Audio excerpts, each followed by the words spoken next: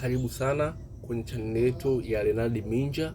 Kwenye mitandao ya kijamii yote natumia jina la Leonard Minja. Leo tutajifunza jinsi ya kuupdate Google Play Store security. Google Play security. Hii ni muhimu sana kwa sababu inafanya uwe na usalama katika application ambazo unazidownload. Kama haipo sawa, basi itaripoti kwako na itakushauri uifute au uiache. Moja kwa moja ili uupdate, unaingia kwenye setting yako ya simu. Hii hapa setting. Unaingia kwenye setting ya simu. Baada ya hapo unapanda juu, unatafuta kitu moja kwa moja kilichoandikwa security. Unaangalia taratibu. Umeona, utaona security hii hapa. Unaingia kwenye security. Moja kwa moja unaingia kwenye Google Play Protect.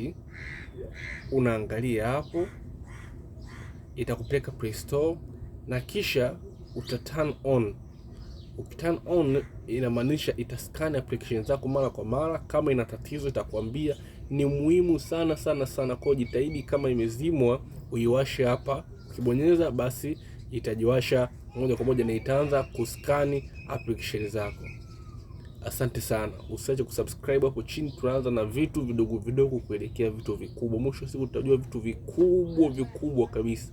Karibu sana. Asante sana kwa kuangalia video hii.